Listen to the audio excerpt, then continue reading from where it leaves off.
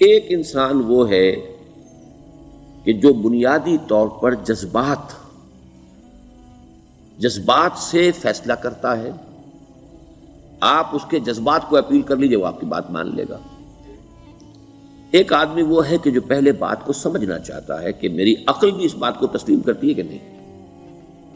بس یہ ڈسٹنکشن ہے.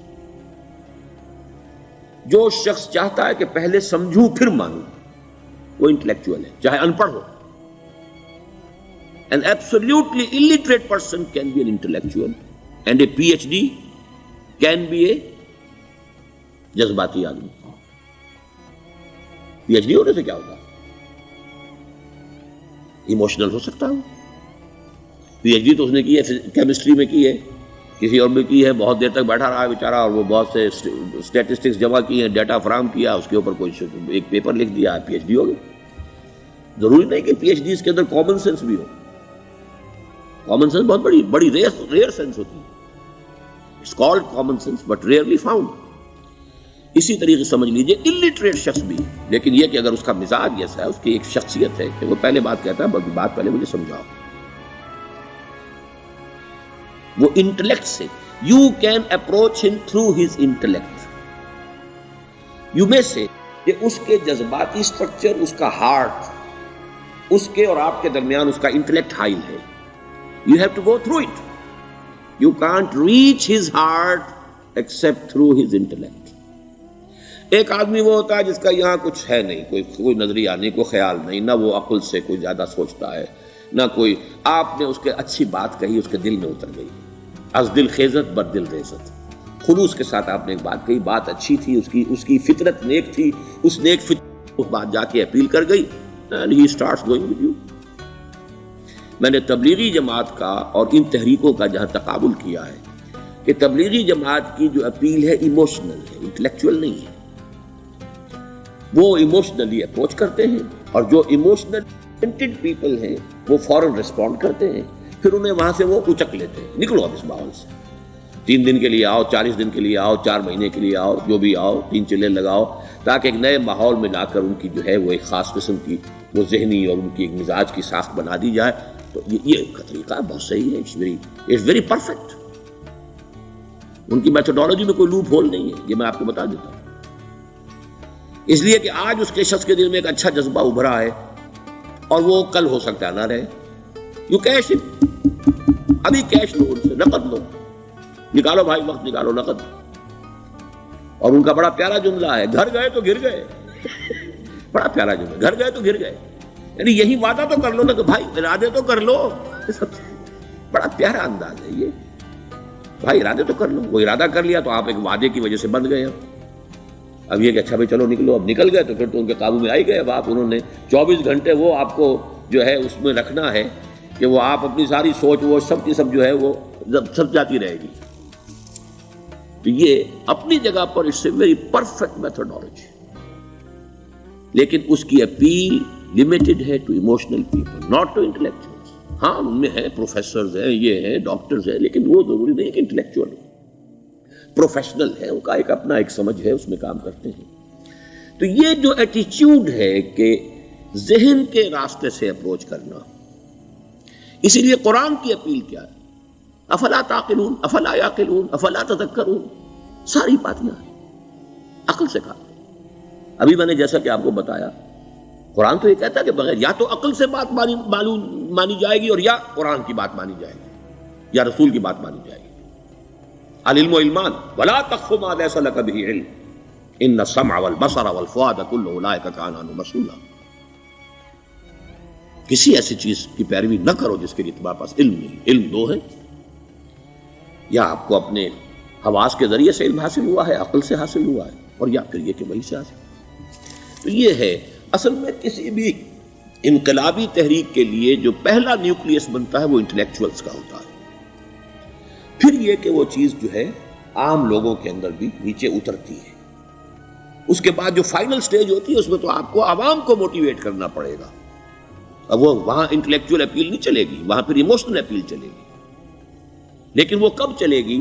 جبکہ ایک مضبوط جماعت ایسی پیدا ہو چکی ہو کہ جو سمجھ کر آئی ہو، علی وجہ البصیرت مان رہی ہو چل رہی ہو اپنی دونوں آنکھیں کھول کر چل رہی ہو، پھر ڈسپلنڈ ہو، پھر جو کچھ کہہ رہی ہے وہ کر بھی رہی ہو، ایسی مضبوط جماعت ہوگی تو ایک عوامی جو ہے کوئی تحریک اٹھا کر اسے کنٹرول کر سکتی ہے، اسے ایک ڈائریکشن کے اندر رکھ سکتی ہے، ورنہ عوامی تحریک کو کوئی کر سکتا ہے؟ عوامی تحریک خود بخود بھی دائیں بائیں کسی طرف بڑھ جائے گی، جوش اور جذبات کے اندر، تو پھر انسان جو ہے وہ پھر ادھر سے ادھر نکل جاتا ہے، پھر وہ حد اعتدال پر نہیں رہتا۔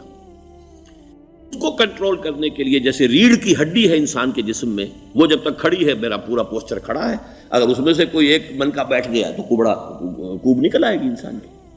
تو وہ ریڑھ کی ہڈی جو ہے وہ جماعت ہے، انقلابی جماعت، جو کہ اسلامی انقلاب میں حزب اللہ، جو ہم تنظیم اسلامی کے تحت کوشش کر رہے ہیں بنانے کی، اور یہ کہ اس کے لیے انٹلیکچوئل اپروچ کے لیے یہ سارا معاملہ ہے کہ جو اسلام کی نشأت ثانیہ سے شروع ہوا، اور یہ سارا کام جو اب ہو رہا ہے، آپ سے بات ہو رہی ہے، آپ کو سمجھانے کی کوشش ہو رہی ہے کہ دین کو سمجھیے کہ دین ہے کیا، اس کا ہدف کیا ہے، اس کا بیسس کیا ہے، اس میں پرائرٹیز کیا ہیں، یہ ساری چیزیں کہ سمجھ سے آئیں آپ کے اندر، پھر آپ سمجھ کر اس شے کو قبول کریں۔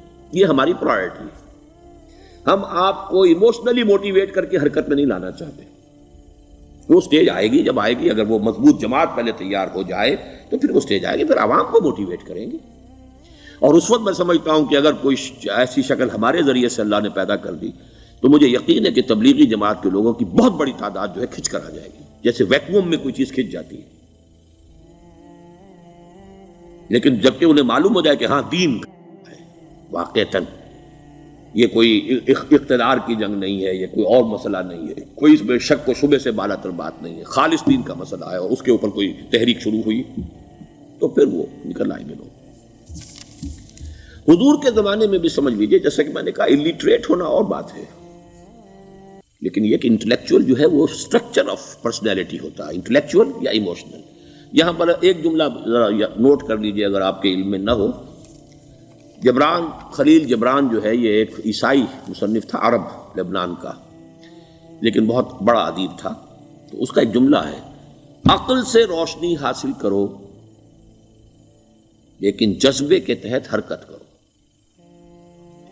یعنی عقل سے روشنی حاصل کرو، جانا کدھر ہے، منزل کیا ہے، ہدف کیا ہے، یہ عقل سے طے کرو، یہ جذبات میں طے نہ کرو، یہ تو غلط ہو جائے گا، ڈائریکشن ہی غلط ہو جائے گی۔ لیکن جب طے کر لیا، عقل سے پہچان لیا، دس از دی آئیڈیل، دس از دی گول، یہ میرا مقصود ہے، اب عقل کو ذرا ایک طرف رکھ دو۔ اگر عقل کو رکھے رکھا یہ چلنے ہی نہیں دے گی، یہ کہے گی کہ ذرا سوچو تو صحیح، بیوی بچے ہیں، یہ ہے، گھر بار ہے، یہ عقل تو پھر یہ سکھائے گی۔ عقل کے معنی باندھنے کے ہیں، یہ معلوم ہے آپ، عقل کے معنی باندھنا۔ اقال جو یہ عرب لوگ اپنے سر کے اوپر یہ رکھتے ہیں، اقال، یہ کیا تھا اصل میں؟ یہ عرب بدو جب ہوتا تھا، بدو وہ اپنے سر پر ایک رسی باندھ لیتا تھا کہ جہاں کہیں وہ اونٹ سے اترے گا وہ رسی اپنے سر پر سے کھولے گا اور اونٹ کا گھٹنا اس سے باندھ دے گا۔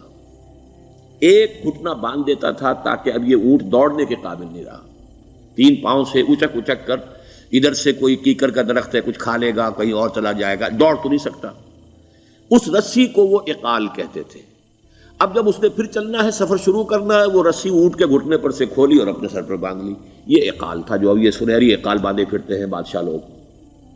That is the basis of their اقال۔ اسی لیے حدیث آتی ہے کہ ایک بدو، ایک عرب باہر سے آئے، اونٹنی کو انہوں نے بغیر باندھے، وہ مسجد نبوی سے باہر حضور نے دیکھا کہ وہ اونٹنی کو انہوں نے باندھا نہیں، اس کا گھٹنا، اور وہ چلے آئے۔ حضور نے پوچھا کہ تم نے اونٹنی کا گھٹنا کیوں نہیں باندھا؟ انہوں نے عرض کیا کہ میں نے اللہ پر توکل کیا۔ تو حضور نے فرمایا یہ غلط ہے، اعقلھا ثم توکل، پہلے اس کو باندھ دو پھر توکل کرو۔ اسباب اور وسائل و ذرائع کا استعمال یہ تم پر لازم ہے، لیکن توکل اس پر نہ کرو، توکل اللہ پر۔ یہ ہے بیسک جو یعنی بیلنسڈ رائے ہے کہ آپ ایسے بالکل اسباب سے مستغنی ہو جائیں تب بھی غلط بات ہے۔ آپ do what ever you can do, لیکن یہ کہ اس کے بعد یہ نہ سمجھو کہ میرے اس کرنے سے کچھ ہو جائے گا، یہ میرے وسائل اور ذرائع سے کوئی نتائج نکل آئیں گے، نتیجہ اللہ کے ہاتھ میں۔ تو اعقلھا ثم توکل، یہ اعقل، عقل کے معنی باندھنا، پہلے باندھو اس کو۔ تو اگر چلنے میں تو عقل کو ایک طرف رکھ دو، بے خطر کود پڑا آتش نمرود میں عشق، عقل ہے محو تماشائے لبے بام ابھی۔ عقل تو نہیں اجازت دے سکتی تھی حضرت ابراہیم کو کہ کود جاؤ آگ میں، عقل تو یہی کہتی نا کہ بابا جان خامخواہ دینی ہے، اگر تم اپنے آپ کو بچا لو گے، اس وقت کوئی کوئی ہیلا کر لو، کوئی تھوڑا سا نمرود کی خوشامد کر لو، چھوڑ دے تو پھر اس کے بعد توحید کی دعوت دینا. لیکن یہ کہ زندگی ختم ہو گئی تو توحید کی دعوت کون دے گا؟ عقل تو یہ سکھاتی نا، پٹی پڑھاتی. لیکن بے خطر کود پڑا آتش نمرود میں عشق، عقل ہے محو تماشائے لبے بام ابھی. عقل تو وہیں بیٹھی دیکھ رہی ہے کہ یہ کیا کیا اس نے، یہ جمپڈ، یہ شوڈ ناٹ ہیو جمپڈ. تو عقل سے روشنی حاصل کرو، ڈائریکشن کیا ہے، گول کیا ہے، جانا کیا ہے، یہ طے کرو عقل سے. اس میں جذبات کو دخل نہ آنے دو، اور جب چلنا ہے تو اب عقل کو طے کر کے رکھ دو اور اب جذبے کے تحت حرکت کرو. بہت عمدہ جملہ ہے.